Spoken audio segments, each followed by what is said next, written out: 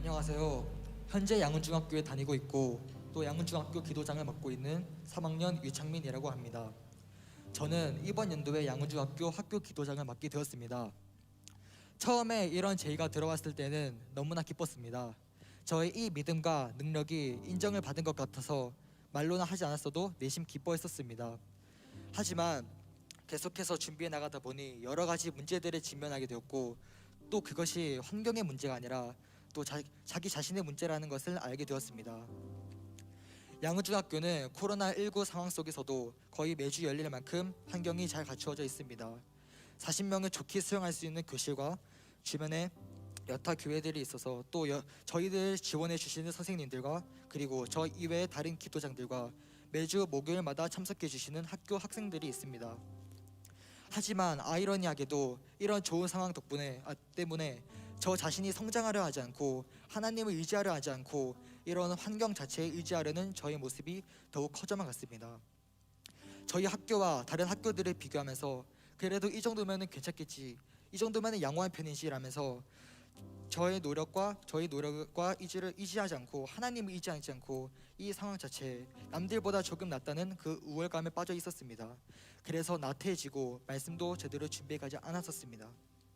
분명히 머리로는 이것이 잘못되어 있고 정말 바뀌어야 된다고 변화해야 한다고 하는데 기도할 때마다 맨날 하나님 아버지 이렇게 저 변화시켜 달라고 잘 나태해지지 않게 해달라고 기도했지만 변화하지 않은 저를 보고 참 저는 나약하다고 생각했었습니다.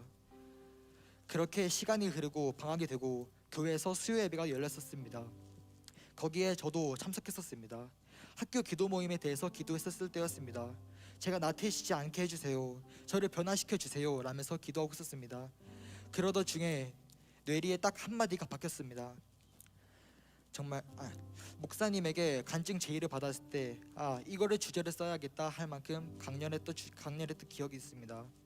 창민아, 예배는 과연 누가 이끌어가지? 저는 이 말을 듣고 뭔가 뒤통수를 세게 맞은 느낌이었습니다. 눈앞에 있는 일에 정신이 팔려서 가장 간단하고 중요한 사실을 깨닫지 못했던 것이었습니다. 예배는 누가 이끌어가는가? 저는 예배를 준비하면서 고생도 많이 했고 힘들기도 했습니다. 저는 그 힘듦의 대가가 학교 기도장이라는 직책인 줄로만 알았는데 그것이 아니었죠. 물론 저는 학교 기도장이라는 사실이 너무나 자랑스럽습니다. 하나님 아버지께 작게나마 쓰임받을 수 있다는 것 자체가 저에게 영광이었거든요.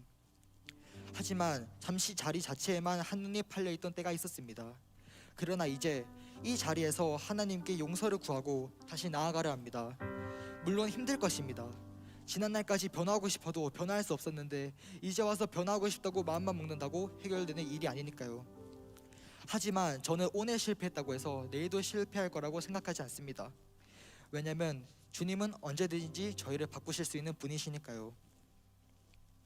물론 그 사이에 힘든 점은 많겠지만 저는 여러분들의 학교에 기도 모임이 생겼으면 좋겠고 또 그것이 주님이 이끌어 가시는 학교 기도 모임이 되었으면 좋겠습니다.